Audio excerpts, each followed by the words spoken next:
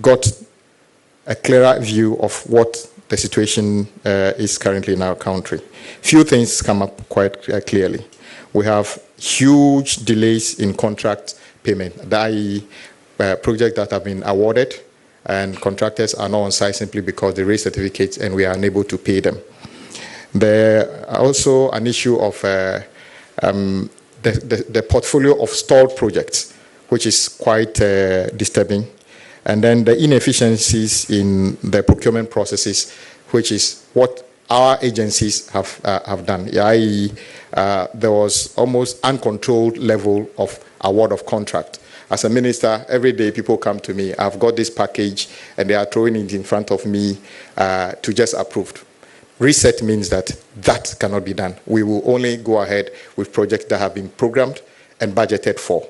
And I'm pleading with everybody interested in playing a role in the road sector that the days of uncontrolled, unregulated award of contract is far gone. We will only start projects that we are sure we can fund. So that is a message to everybody. We also identified significant problem with technical personnel to supervise some of the project, because when we went around, one of the concerns of stakeholders was the quality of works we are delivering. Works are done, and within a project, normally we are told that when we do surface dressing, that is the one you and I know as the rough one, that is tarred, but it's rough. It's supposed to last maybe 6-10 years. But 6 months after the project has been handed over, the rain falls and it washes away. And part of the reason is because of the strength of our technical people in terms of supervision. It is not their inability, their technical capability. We don't have enough personnel to go around the country to supervise the close to 1,000 projects that we have on site at any given time. The other thing we did was to basically focus on the flagship projects that the president promised in our manifesto, which is the big push. In the past, what would have happened was government basically saying we are going to do big push project, and then quickly see interested parties running through the door of the agencies that I want to do this. And one of the things we identified as well was that the regime of awarding projects on a so-called design and build also created an opportunity for inefficiencies and cost overruns and projects that are not delivering value for money. So under the leadership of President Mahama, he directed that all big push projects should receive proper attention in terms of, doing the studies, making sure that we do the designs and everything ourselves, and even come up with the cost. So the costs of big push projects you will see will be costs generated by our agencies instead of costs coming from contractors, which is a very big difference from what things used to be when before we took over. And this is all part of the resetting in the road sector that we talked about. So why do we have to do big push? My brothers and sisters, the program is also intended to provide infrastructure base needed to support the 24-hour economy by ensuring round-the-clock movement of goods and services. The Ministry of Road and Highways has undertaken studies and prepared comprehensive engineering interventions and cost estimates for the projects under the Big Push project. The Ministry of Finance has since issued commencement authorization for the following roads project. As I said, if we don't capture the project and know where the funds are coming from, we are not going to award them. That is the basis upon which we use 6 months, as the finance minister said, to identify these projects, prepare them, cost them, and seek the requisite financial authorization before we go to site. By the way, when we took over, one of the things we did also was to tighten the regime of commitment, because I'll be speaking about part of that later in the presentation. And just to explain, Big Push is not a constituency-specific intervention. It's the big idea to operationalize the 24-hour economy and reset the whole country. Take, for instance, my brothers and sisters, if you were to be doing business in Wa, or you do some production in Wa, or you farm around Wa, and your goods are Takoradi and other things, you will wonder why we left this for this long. And those of you who were with me saw the difficulty our farmers have to go through for this. We believe that if Big Push, and I have no doubt we will succeed, it should lead to lower prices of food in our country, because part of the cost of the food stuff on the market today is based on the cost of transportation. It doesn't necessarily mean that the food is expensive on the farm, because the farmer hardly increases the prices at the farm gate. And so let me give you an idea of some of the Big Push projects. And I want to take the opportunity to tell our countrymen and women that the roads I'm coming to mention doesn't mean these are the only projects government is undertaking. We are responding to what we promised under the Big Push only. We have more projects than I'm going to mention, which are all going to start concurrently. So don't worry if you don't hear Adaklu in the list. Big Push is bigger than dealing with the problems of Adaklu. So let me mention some of them. Construction of a new bridge over Oti River at Dambai. And God willing, these projects I'm mentioning, within 3 weeks, God willing, we should see many of them starting on site, not a promise. That is the Dambai Bridge, the rehabilitation of Wahan Road. Before I continue, what we intend to do is to reconstruct the road between Wa and Bolga completely. I understand that when I went around on that stretch, and it's a very sad story, few sections are under contract. Majority of the contractors are not on site for the same reasons. Because I heard my colleagues saying we are repackaging, and I'll deal with all those issues later. So when I mention them, you can say that they are just segments on the same road, but the intention of President Mahama is to, for the first time in the history of our country, complete the road between Wa and Bolga, all tarred, within 2 years. And that is what we are intending to do, and we are going to do that. So upgrading of Tumu to Hamile Road, upgrading of Tumu to Han Laura, reconstruction of Navrongo Tumu Road, and then the rehabilitation of Techima Nkonsia Wenchi, rehabilitation of Wenchi Solar Road, construction of Sunyani Outer Ring Road, construction of Tamale Outer Ring Road. When the finance minister was making the presentation, somehow the Tamale Outer Ring Road was not highlighted, and people picked it up. In fact, I've got commencement authorization to cover that, and in few days we should be getting that contract formed and the contractor going on site. The Kumasi Outer Ring Road, the East Quadrant, the Kumasi Outer Ring Road will be more than 100 kilometers. The biggest problem currently is people moving from Accra trying to go around Kumasi or going to the northern part of the country. You are forced to drive into Kumasi when you don't need anything in Kumasi. So what we want to do is to, just after Ejisu, do a bypass completely, and then go and over the road around Mampong, which will mean that we can cut the congestion within Kumasi itself.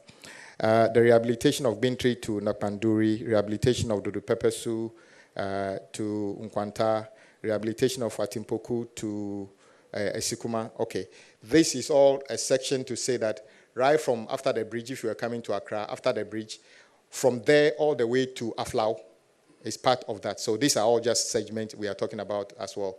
So right from the bridge, after Adomi Bridge, all the way through Ho to Aflau is part of the Big Push project, all to be done and completed within that segment. So if you realize that I'll mention it is just segments on the same road.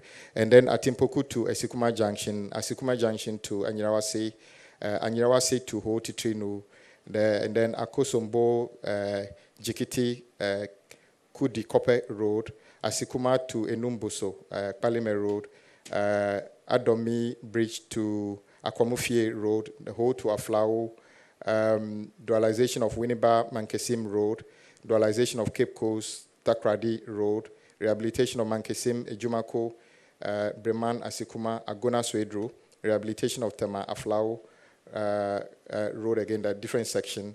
Dodoa Afienya Road, those of you who use that road Friday, Saturday will notice a very humiliating and frustrating situation. We believe if we do between Afienya, Dowenya, Afienya to Dodowa, it will be an opportunity to detour. For instance, if you were at Adenta and you are coming from Aflao, what is the point of driving all the way to the motorway and then coming to Accra Mall to turn around? You don't need that. So you can detour at Dowenya, Afienya, Dodowa, and then, as you know, the Dodowa road also is not in good shape now. The previous government started and then it has stalled. I would explain to you what we are doing about that one as well. And then the Temaflau road, which is on the same stretch, the Oyibi, Apollonia, Afienya road, Enchi, Elubo, Dadieso, Akontombra, Ejofua, Osei Kojokrom, Enchi, Kojom, Pechi, Bediaku Junction to come 5 to Seshi, Adabo Chrome. As part of the Big Push program, we have also selected the following abandoned projects for which no dedicated funding was allocated by the previous administration. Rehabilitation and upgrading of Kaswa to Winneba Road. The rehabilitation of Ofanko and Sawam Road. Dualization of Takradi, Agona Junction. Construction of Swame Interchange and local roads. Construction of National Route 18, Wa to Han Road. The upgrading of Tumu, Chichuluga, Navrongo, including construction of a 36-meter span reinforced concrete bridge over Kanyibe River and a 24-meter span reinforced concrete bridge over Bechilu River. Reconstruction of Navrongo, Chichuluga, Sandema Road, rehabilitation of Tepa, Mabangoso Road, rehabilitation of Okwe Jasikan, upgrading of Nkwanta, Otidamanko, reconstruction of Okwe Have, dualization of Adenta, Dodowa Road, and then reconstruction of Jini Sampa Road. My brothers and sisters, there has also been the need to carry out some strategic projects, and we have started the studies for these projects to ascertain exactly the interventions we needed to do. So to ensure long-term network resilience and regional integration, the ministry is conducting feasibility studies for key projects currently in the, at the design and appraisal stage. 1, a new alignment of Accra-Kumasi Expressway to reduce travel time and enhance safety. And let me repeat, it's a new alignment. It is not an expansion of the existing road. It's not dualization of the existing road. This is a greenfield building a brand new expressway. It probably be the first time in our history we do something like of this scale. 2, Accra Outer Ring Road, and then the Kumasi Outer Ring Road. The Adosu Echiamanfro Bridge to connect Afram Plains and open up vast agricultural land. The pipeline projects are in alignment with the reset agenda's focus on long-term planning, regional equity, and infrastructure-driven job creation, as well as enabling infrastructure requirement for the 24-hour economy to take place. The 5th point I want to talk to you is about a modern tolling regime in Ghana. You all know that, notice that prior to the previous government's attempt to foist e-levy on the people of our country, they unilaterally decided to zero the collection of road tolls in our country. As principled as we are, we spoke against that, even at the time, encouraging government to restore the tolling. They refused. They attempted to bring it back at the tail end of their regime. We were consistent and principled and asked them to bring it back. And indeed, prior to the election, we made it clear in our manifesto that we'll bring it back. My brothers and sisters, what are we doing now? To improve the maintenance regime, Cabinet has given approval for the reintroduction of road and bridge tolls with a focus on modernizing the collection of these tolls. We have done the transition, we want to transition to electronic and automated tolling system, enhance transparency and auditability of revenue inflows, improve user experience and reduce congestion at toll points. The ministry has launched a concessionaire pre-qualification process so far. Public advertisements have been done. A pre-qualification conference was held on the 3rd of July 2025. 12 firms have submitted applications currently under evaluation. Proposed new toll rates have been submitted to Parliament via Ministry of Finance to determine the rates we are going to be charging when the toll is implemented. We are hoping that this will be based on electronic platform. There will be no physical barriers in on any road, and the tolling would only apply to roads that are engineered, meaning that roads that have been fixed. So we don't intend to put tolls on any rough road and other things. But when we make interventions, then we can toll them to raise more money to maintain that and to fix other roads in the country. The next thing I want to talk about is the issue about what is happening at the ministry now in terms of our burden. You will notice that at the time of transition, the previous government suggested that the total commitment of government at the road ministry was 105 billion Ghana cedi. I doubted that figure anyway, and I said it was around 130 billion. And I asked the ministry to do further work. They came back and told me the total commitment was around 123 billion, 565 million, 454 million, and then 431. At the time this figure was there, the total budgetary allocation to the ministry was just around 3 billion. When were we going to be able to have the resources to do all this road? So currently, the burden we have is over 120 billion.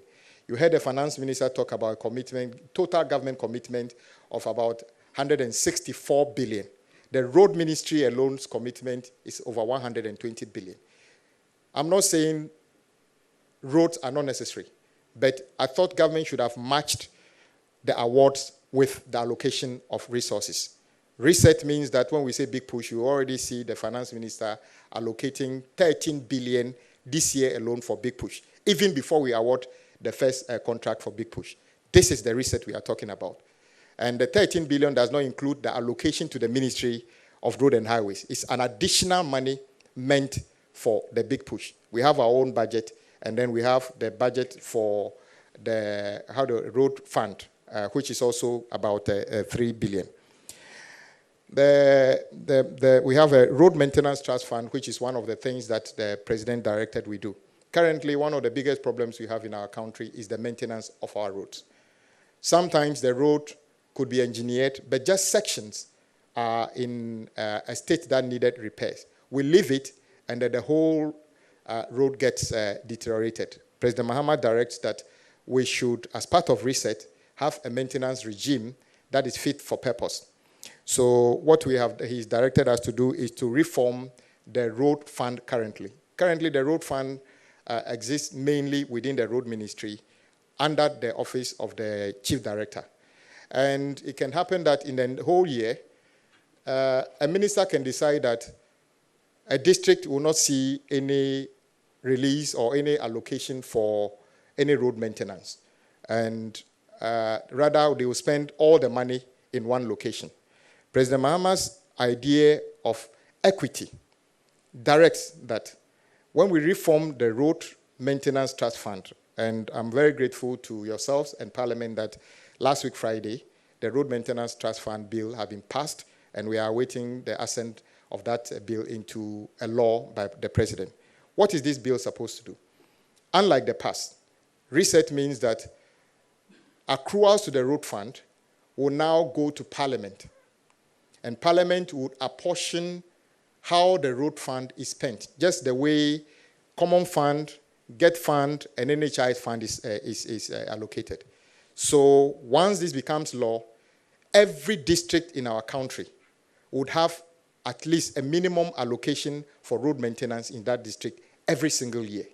The same way we are doing with Common Fund. When Common Fund the law exists, but because of the way it is allocated, much of the money, sometimes 70%, is spent in Accra.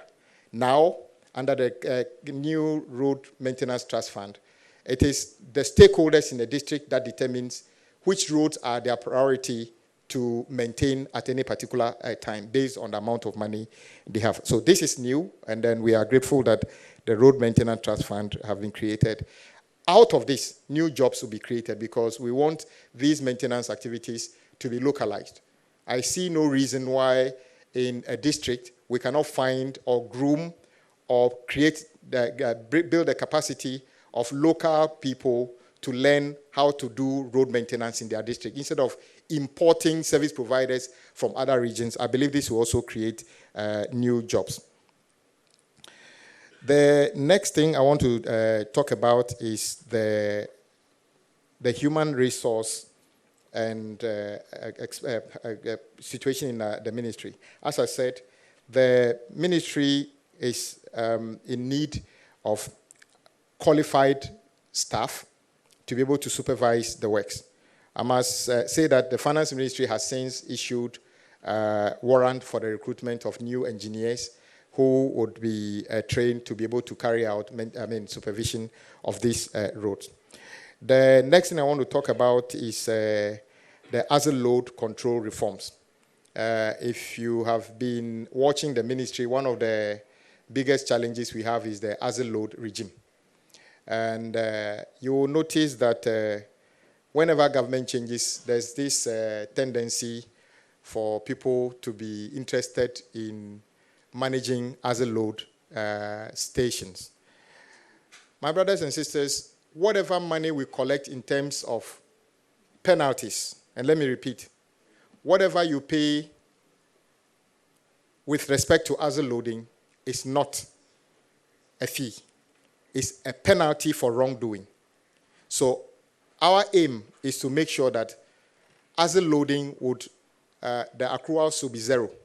If the accruals become zero, what it means is that people have stopped overloading. No amount of money we collect in terms of penalties on asset loading can ever be enough to repair the damages caused by trackers along on our roads.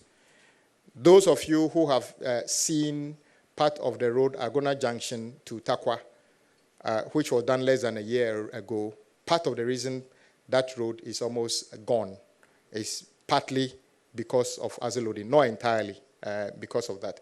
But many other roads across our country are in a very deplorable state. We intend to do something about this, and then we have recommended a stiffer penalty regime for those who would not abide by the rule and overload. So you will see that the fees and charges that will come up, we are intending to hike the penalty for overloading on our road from 5,000 Ghana cedi to 50,000. You shouldn't be worried. It's just like saying that if you steal, you'll be jailed for life. You will say that is high-handedness. But what about considering not stealing? Then you have no reason to spend even a day in prison. So we are increasing the penalties for overloading from 5,000 to 50,000. We hope that will be additional deterrent for people to make sure they work within the rules. As part of this, we also noticed that the overloading part of the overloading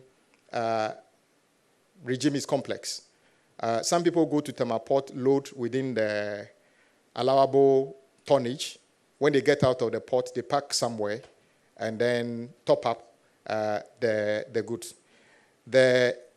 We are coming up with a regulation. Currently, the penalty is solely on the driver. We intend that the penalty be extended to the owner of the goods. So a portion of the good will be seized, auctioned, and the money put in the Road Maintenance Trust Fund. I am sure if you lose half of the goods as a result of overloading, the next time we all work within the limit. So these are all measures aimed at deterrent. No one, in fact, we wish that nobody overloads, nobody gets to pay anything. Nobody loses his or her goods. The next thing is about payment to contractors. It is true that as we speak, government owes contractors at Road Fund about 7 billion Ghana cedi. And then the GOG component is over 20 billion Ghana cedi. Truth be told, retiring these arrears is not going to be easy. But the finance minister has already made a commitment to pay 4 billion of the arrears this year alone. And I am aware that some contractors, the payment have started. But it's going to take some time for us to retire all this. The question is, how did we build this level of arrears over the years without making the necessary plans to pay them off? The reset means that President Mahama is determined to retire this. But before then, the finance minister ordered an audit of some of the certificates. And what we are seeing on some of those occasions are not things we are happy about. There are instances where a certificate at Road Fund was transferred to GOG for payment, and somehow both certificates were paid. i.e., Road Fund paid it and GOG paid it. We need a regime that is able to detect all these things and make sure that we don't pay for things that we did not consume. I know you have a lot you want to ask, so I would limit what I want to say and rather listen to you. Maybe you have more issues. But what I want to recap is this, that since we came, we went around the country to see for ourselves the condition of roads. And I must say that the conditions where you are is not different from where I am. It's in a very deplorable state. The president wants to make an impact. And the big push is just one of the interventions. The new maintenance regime is the second thing. Prudence in the way of we award projects to match the awards with resources is a third thing. We are also working with other stakeholders to make sure that the quality of roads we deliver will be better than we've ever seen. We intend to upscale all this to support the 24-hour economy drive.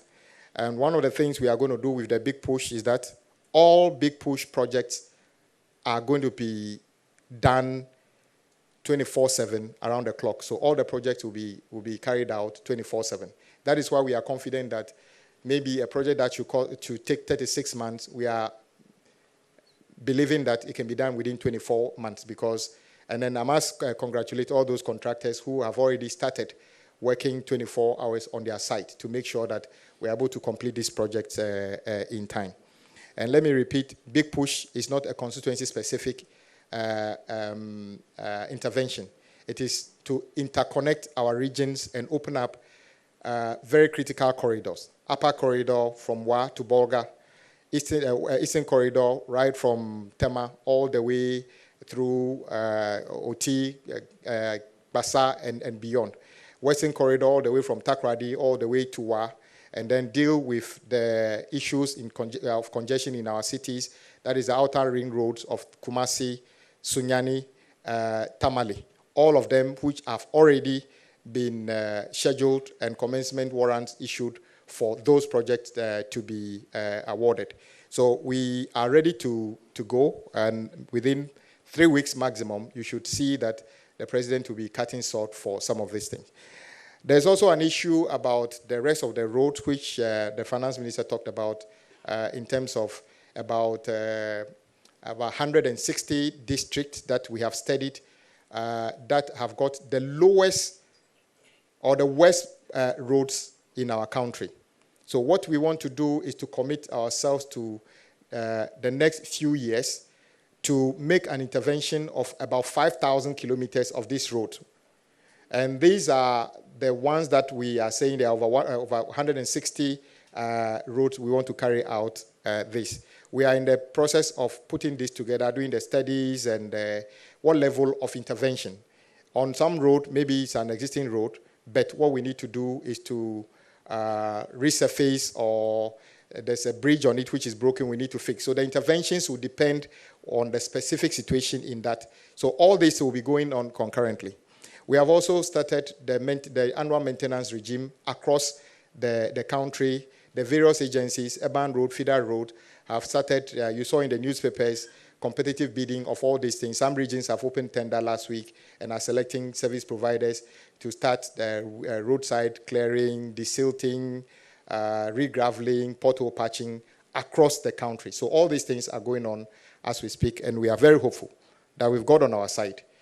President Mahama would bring the level of transformation, our reset on our roads, that would be something that can spur further economic growth and actually create more jobs, especially those in the built environment. Thank you very much.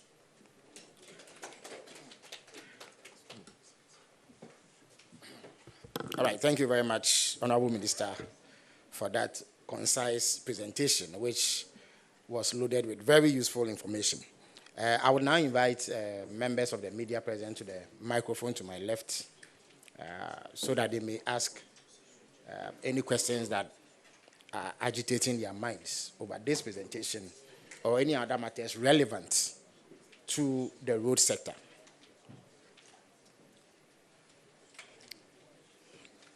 All right, please go ahead. Identify yourself and ask your question. Hello.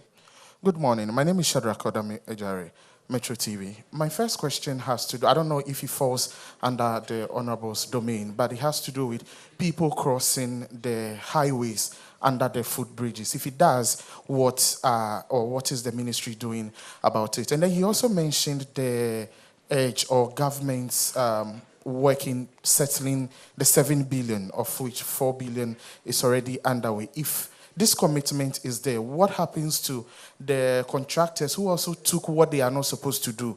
What is happening to them? What should the ministry... Please clarify. If you say they took what they are not supposed to do, so we also... Or he mentioned people who were being paid work that was not done. Okay. So what is the ministry doing? Are they taking it back? Anything going on around those ministries? And then I think he also mentioned the Accra-Kumasi highway. I'm sure maybe his tree will be better than Dr. Ayines. Maybe he may want to do a better clarification, because people think or people know or are tempted to believe that we are seeing maybe from Ofankor straight to Kumasi dualized, where we are having 2 going, 2 coming, or 3 going, 3 coming. So I think we should get a better explanation on that. Thank you so much. Thank you. Thank you. Abdul Hanan, Adam, EIB Network.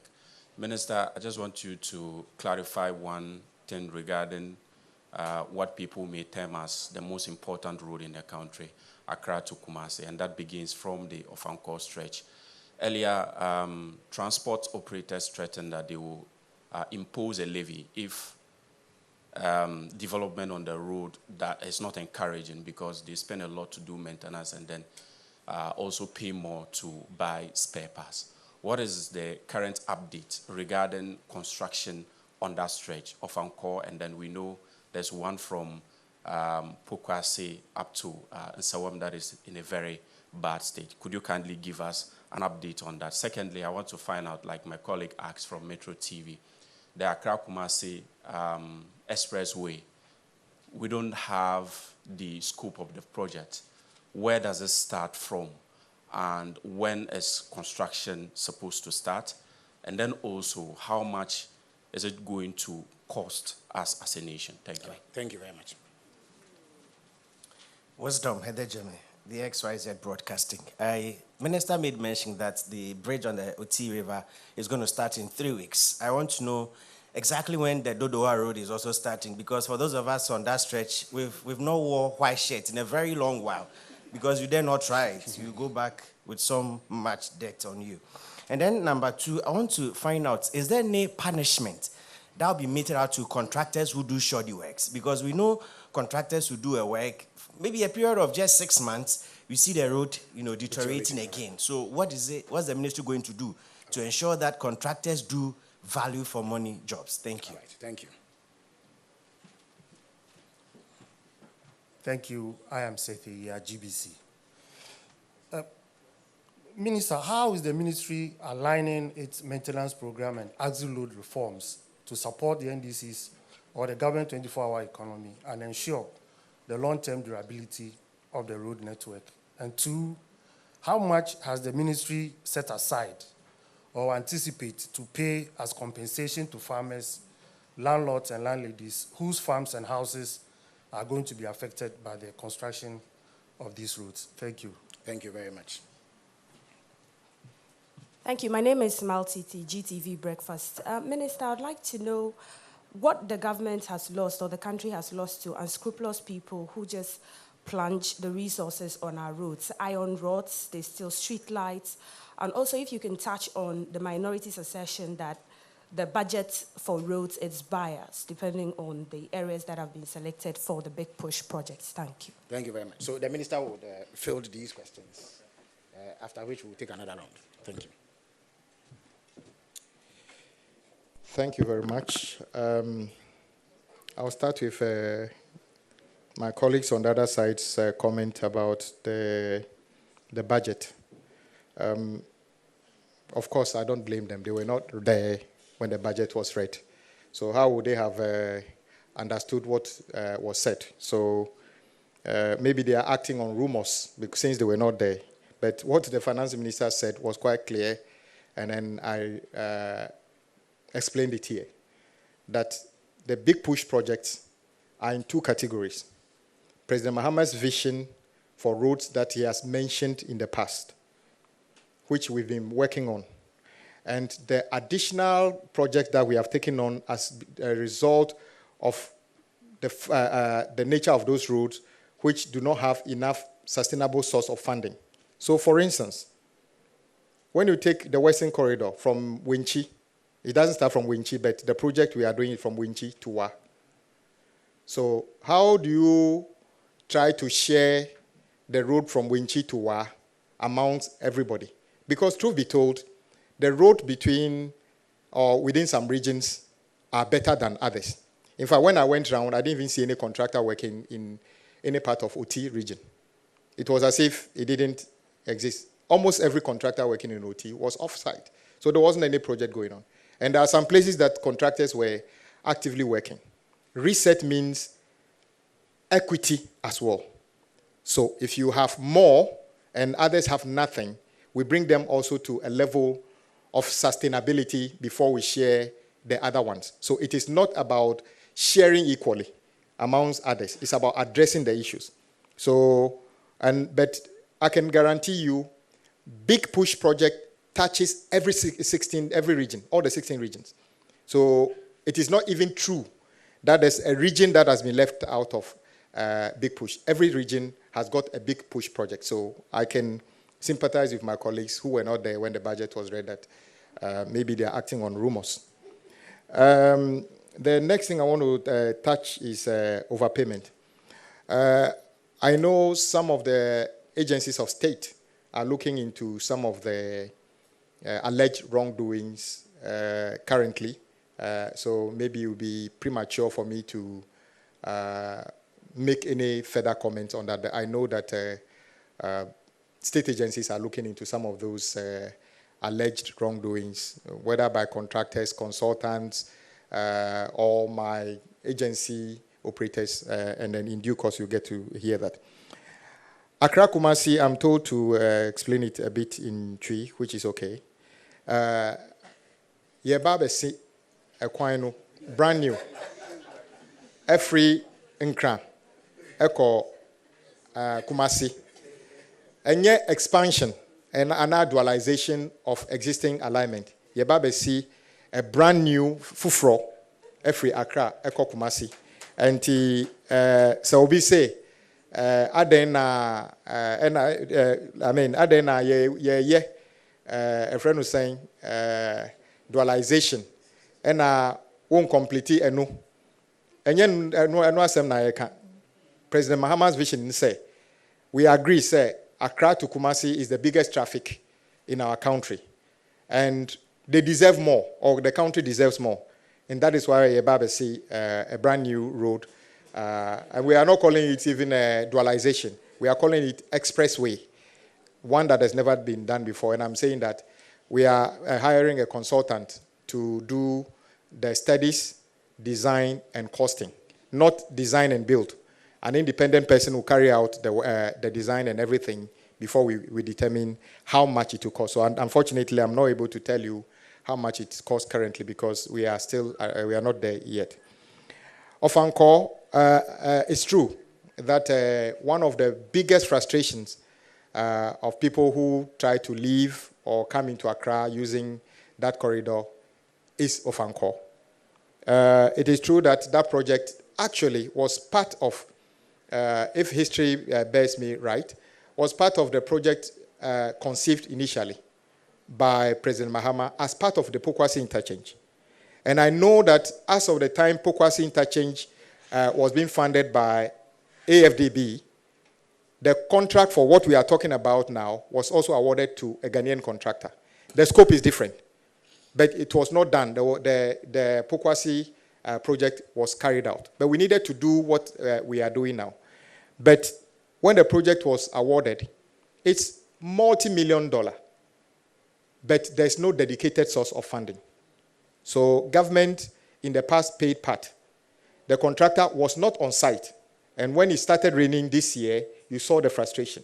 And rightly so, we know drivers, community members, everybody was unhappy. I met some of them in my office and to hear their frustration. They are not in it alone. We are all in it. Where if I'm going to Kumasi by road, where else would I pass? So I'm a victim as well.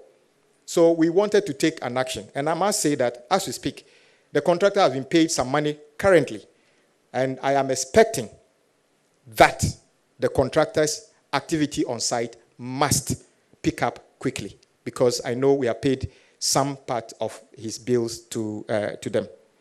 Dodowa, let's say from motorway to Central University, the contract says Accra to Aflao, but truth be told, Accra to Aflao is over 100 kilometers.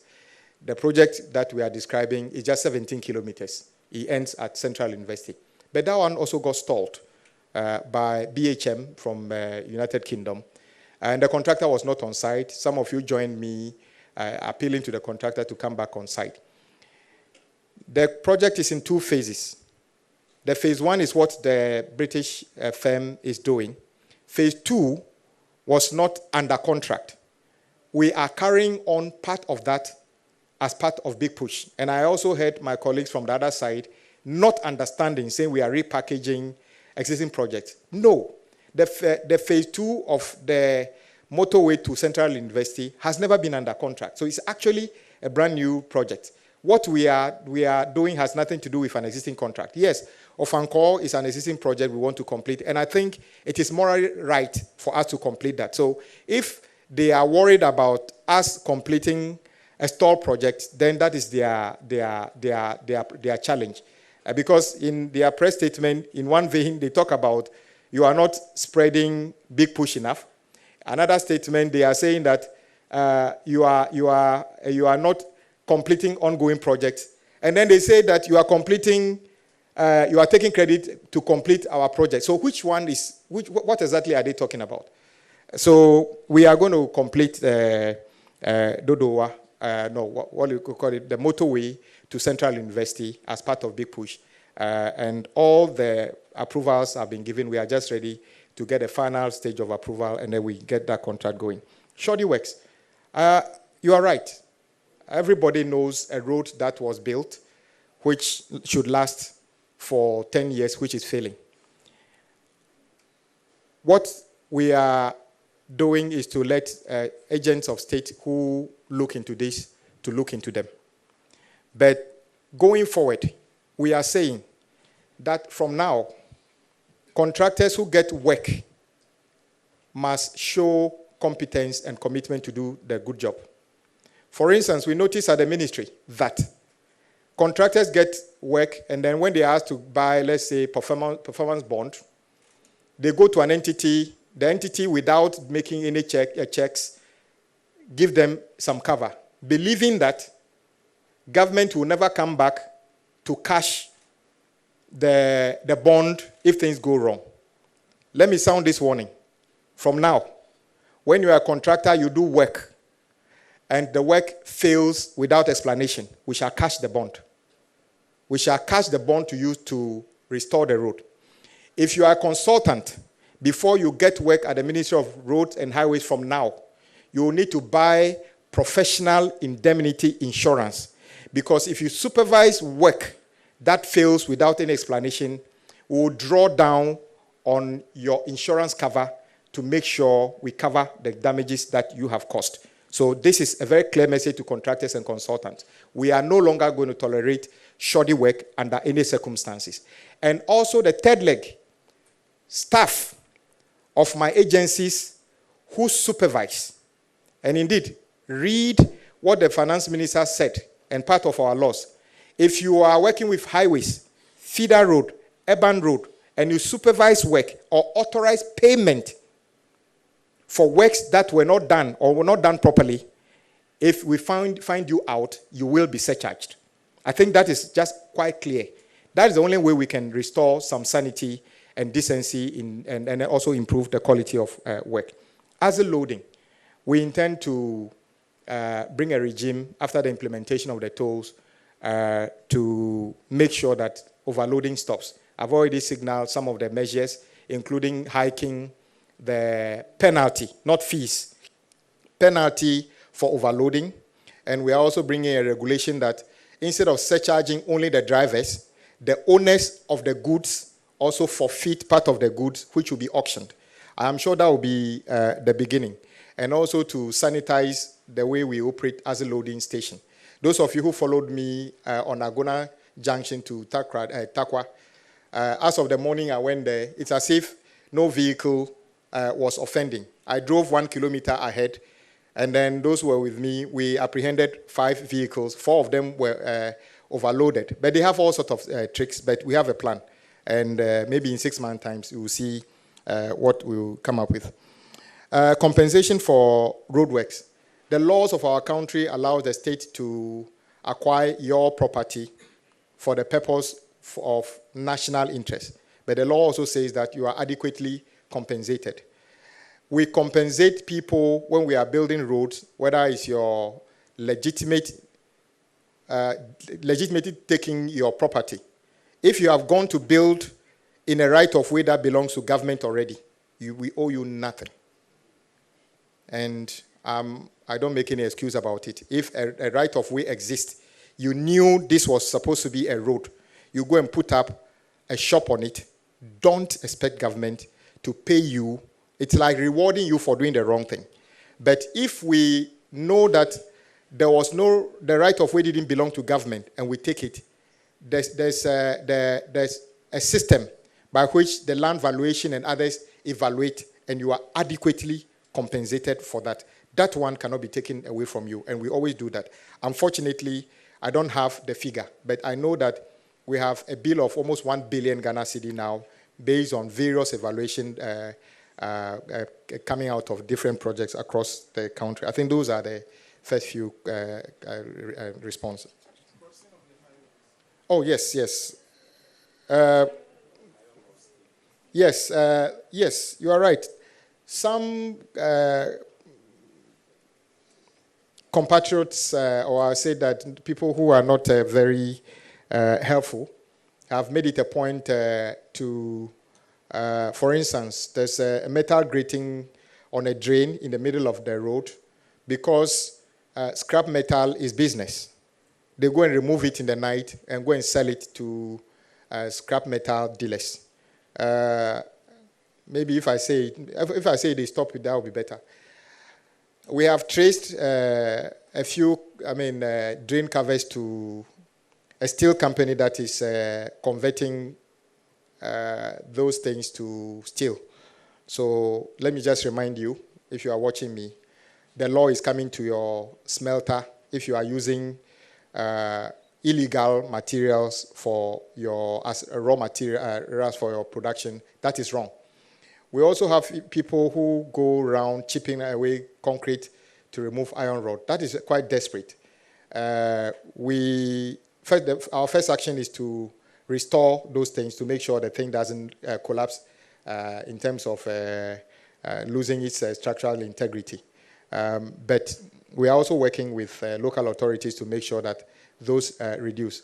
I know that there are some court cases currently ongoing where some people have been arrested. If you are coming from Circle and then the flyover going towards Kolebu, you'll be surprised that somebody went to remove all the guardrails. The one that was installed just about a year ago, somebody actually took time, removed all of them. Fortunately, some of them have been apprehended and they are with the police.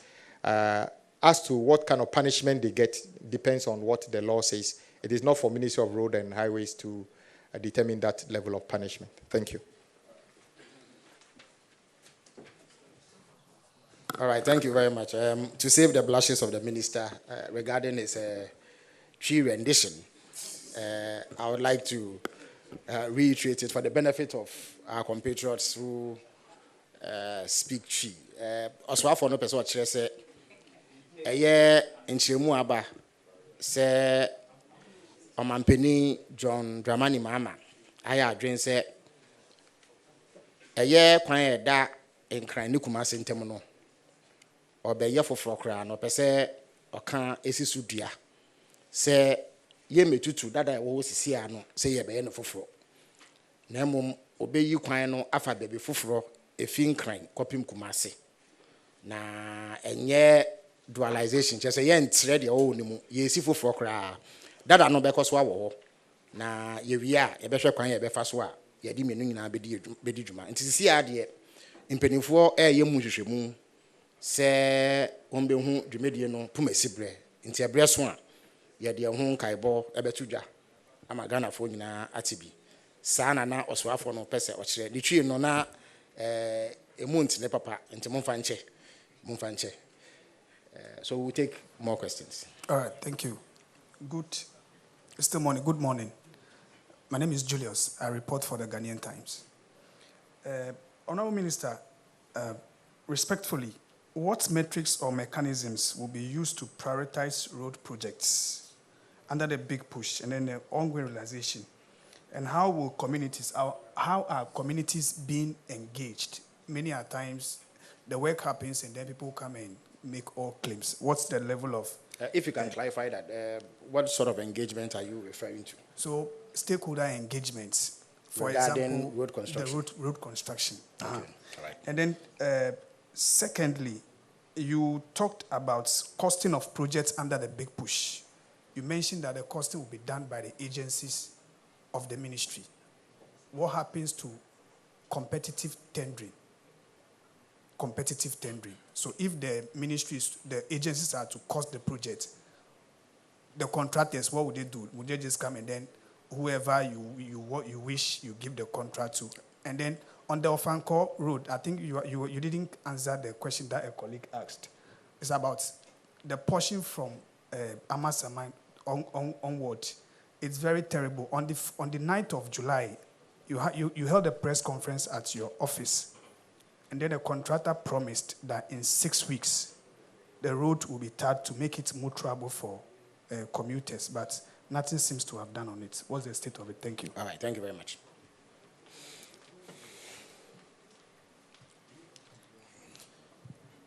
Komla Kluche, I work at TV3.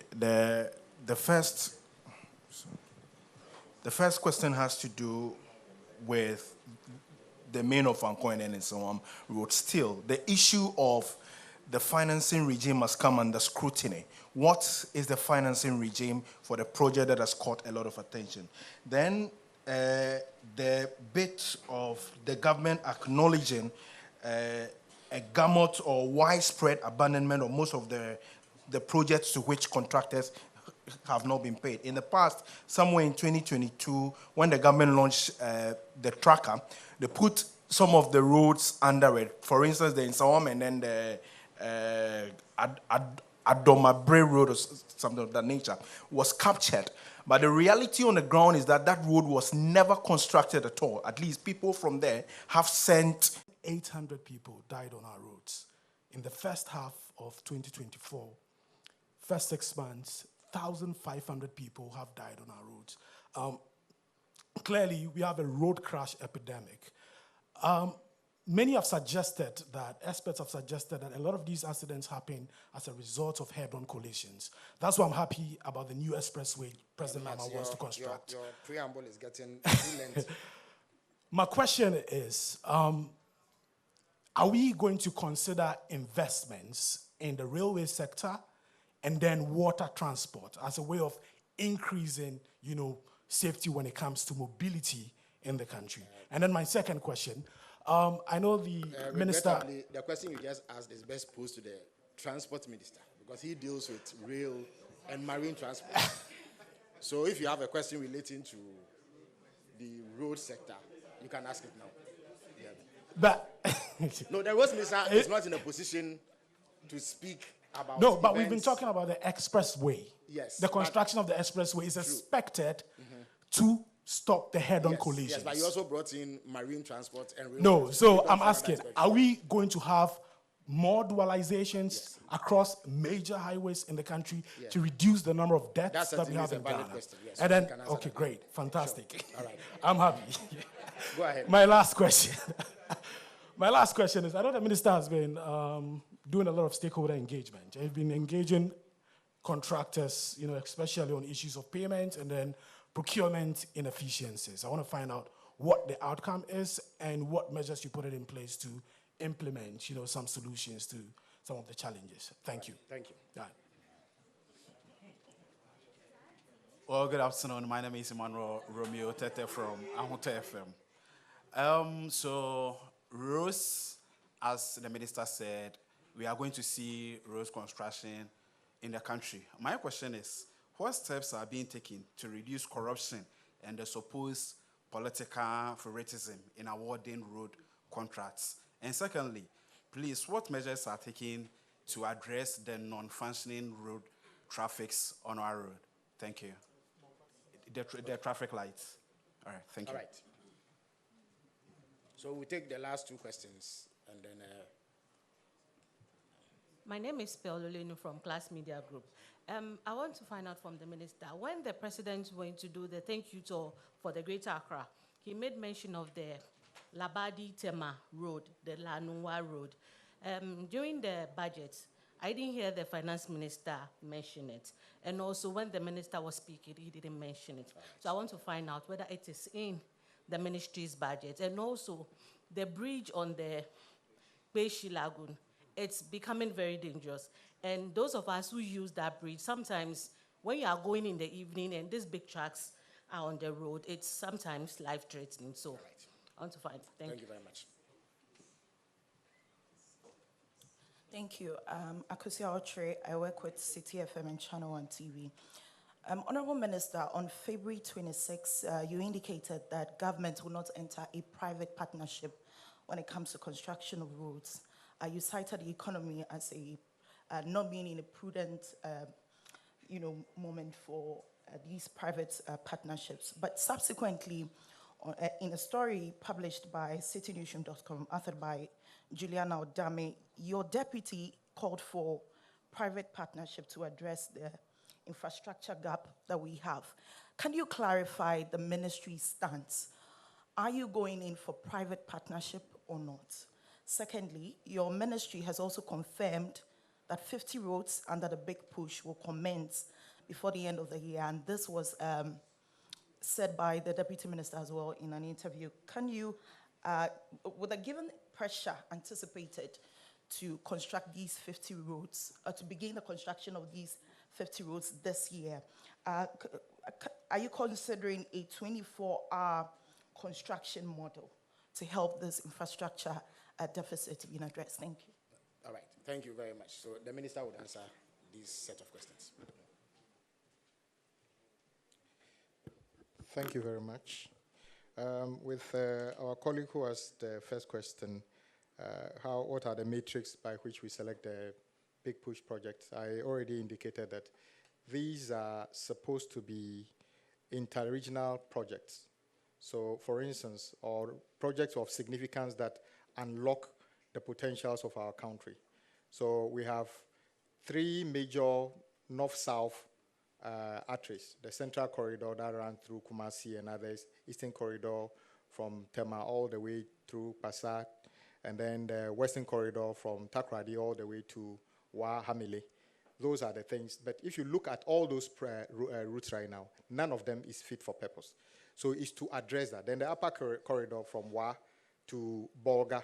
So there was the matrix has already been set, which is to interconnect our regions and create a good synergy that links the regions to the national capital in a very systematic way. So that's the first basis. And we believe that when we do this, it will actually spare what government is trying to do with the 24-hour economy and other things. You talked about how competitive it will be since the ministry itself is doing. In fact, even if before you do competitive tendering, the agencies under the ministry always come up with what we believe the thing should cost. We call it the engineers, sometimes engineers a figure. So it's not as if when we want to build a road between Accra and Kumasi, you can come and tell us it costs $10 billion. We know you are not being truthful because as we stand here, we have an idea how much it will cost. So we expect your bidding figures to be around that. So that doesn't make it any different. But what used to happen in the past is that we basically rely on developers to tell us how much they want to charge. And on many occasions, we believe that some of that cost would have been reduced if we did a bit more diligent work by ourselves by doing the studies and coming up with the cost. So sometimes, if you realize that the thing would definitely cost 50 cedis, even if you bid, it should be around that figure. So it doesn't really matter which procurement process you use. You just know that I've done the sums. It should cost around that price. Yes, I was at that meeting where the contractor or the contractor's rep promised that within 6 weeks we'll see some improvement. Indeed, immediately we saw the contractor on site, some work have started. For me, the most important thing is that today, I know the contractor's biggest problem was they've not been paid. And I must say the contractor was owed over 70 million Ghana dollars, which the previous government didn't pay. I was surprised they were on top of the roof asking us to pay the contractors. How much did they leave? In fact, even the $300 and something million that IMF gave us, if you listen to the finance minister, they spent it in 6 days before they left. They made sure they spent everything before they left. But President Mahama is not complaining. We are saying that we owe the contractors. We shall work hard and pay them. And today, I can confirm that some payment have been made to the contractor working on a Fancor project, and we expect that the activities on that side should pick up so that at least we can create a safe passage for the motorists whilst we work towards completing the rest of the project. I know we have paid in excess of 300 million Ghana cedi.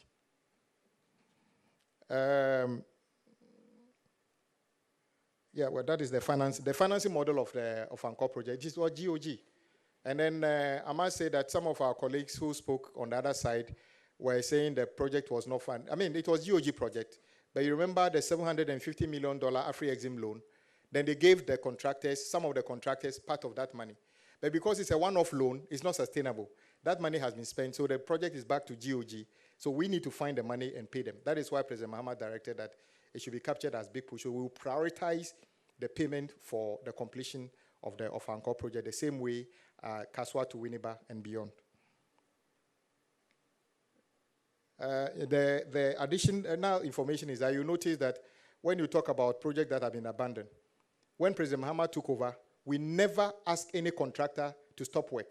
In fact, those of you who followed me across the country, I was rather encouraging contractors to have faith with the state to continue work. Roll back 2017, government took a decision to suspend many projects, including especially Kuko Road project. And that is part of the reason we have so much damage the Kuko Road project, because contractors were about finishing. Some of them actually had resources to finish the project. They were told to stop. President Mahama never asked anybody to stop work. No contractor was asked to stop work. That is the reset we are talking about. We are different from the NPP in terms of handling issues at the road ministry. Yes, what President Mahama is intending to do in the road sector, I am sure if it's NPP, there would have been 50 slogans about it by now. But we don't deal with rhetorics and slogans. We shall deliver the road. You can do your slogans later.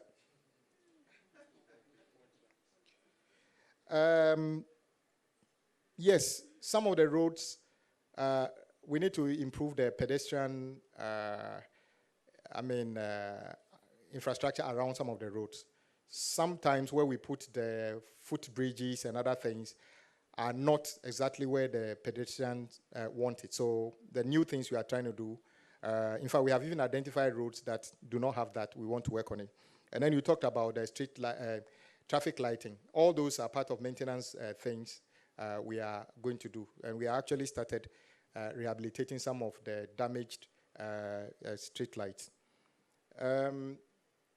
My brother from Joy FM, you are right. The irony is that the data we have suggests that road crashes happen through various means. We have road crashes on roads that are in a very bad state. Then we have road crashes on roads that have just been completed that drivers can't hesitate or can't save themselves from the road is so good overspeeding. So it is not a simple story of the road is bad, you have accident, or the road is good, we have accident. It is, in many cases, if you listen to the expert, driver error in many of the cases. Because, of course, if the road is two directions, single lane, two direction, and you want to overtake, or those of us who drive, it is always said that you overtake when it is safe. But unfortunately, we do have those situations. Dualizing the roads will not take away road crashes. You see road crashes on Accra Tema motorway. There's nobody driving towards each other, but we still see road crashes. So driver competence and driver attitude is also a part of it. At the road ministry, we can only improve the roads, and I think drivers or motorists also need to take responsibility and do some of this. We have done a lot of engagement on the rest of the roads we are coming to do. Let me repeat. Big Push is not the only road project we are coming to start. In my records, we are starting over 100 projects at the same time. So when you count the Big Push projects, they are not up to that number. So let everybody just be calm. Because my sister talked about, we call it the beach road. That is supposed to be running from Independence Square all the way through to Junction Mall. It is a project funded by a Chinese, I think CDB, China Development Bank. You will notice that myself and the finance minister were in China a few weeks ago. We are having those discussions because it's not a GOG funded, and the Chinese are interested in doing it. And I must thank the Chinese government. Some of the Chinese abandoned road projects, we are close to restarting them. All the Sino Hydro abandoned projects, I am aware that Sino Hydro has already committed, and in a few weeks' time, they will be back to complete those projects which are still within their portfolio. So the beach road is one of those. It's not a GOG. We are working to close those discussions so that we can complete them. They will not be abandoned. The same applies to the Peshi Bridge. I will let my agencies take care. The specific issue about PPP, no one says we don't want to do PPP.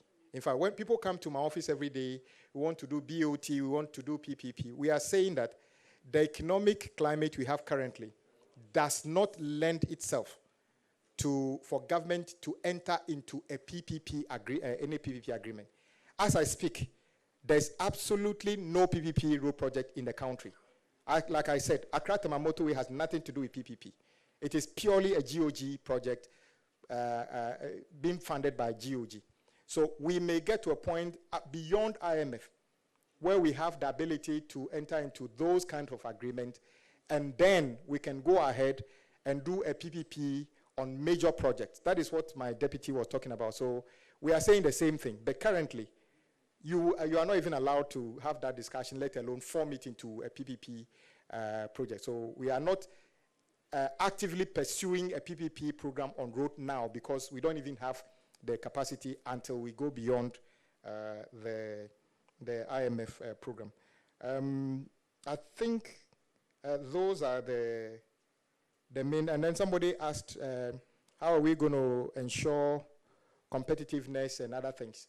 I must say that the haste in which we are currently, the demand for action now we will do whatever it takes to make sure that there's value for money in the selection of all contractors. The principle is that it is the contractor with the best capacity, the best attitude, and the best determination to align with the vision of President Mahama under the 24-hour economy. I have been to sites, and in fact, before even the first Big Push project come on stream, we have been to sites where contractors have put up signboard that this site is a 24-hour economy site, and they were working 24 hours on those sites. So yes, 24-hour economy is not a project, it's a policy, and the road ministry is implementing that. In the contracts that every Big Push contractor will sign, there will be a clause to say that this project will be undertaken 24/7 to make sure that we do the things within a certain agreed schedule so that we can complete them on time for the benefit of the people of our country. So there will be any political interference in the awards of contract. It doesn't matter whether you voted for NDC, you voted for NPP. What we want is the best contractor that can deliver on the mandate given to President Mahama so that the roads can be done within a specified time. That is what we are looking forward to. Thank you. All right, thank you very much, Honorable Minister. So we call it a day at this point, and reiterate our profound appreciation to the Minister for sharing these thoughts with us on the way forward for President Mahama's agenda on routes. We'll come your way on Friday with the Minister for Communication, Digital Technology and Innovation, who would also make a presentation on goings on in his sector and under his ministry. So until then, see you all.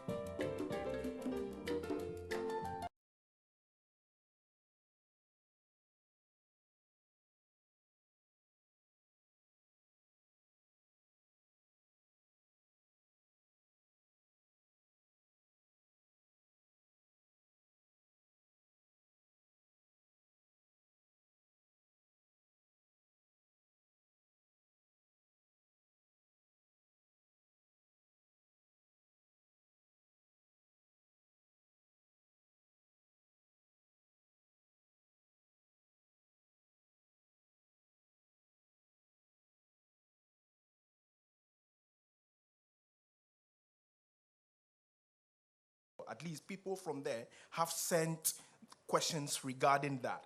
How does your administration intend to be transparent and results-driven and not just the rhetorics as we have seen maybe in the past?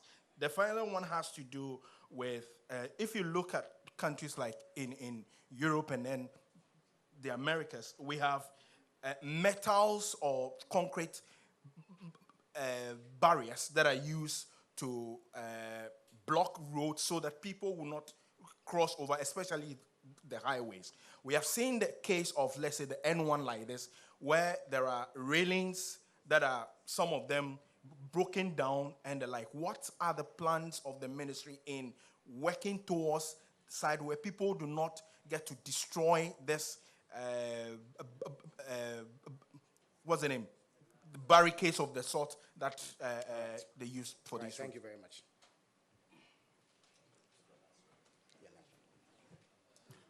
Good morning.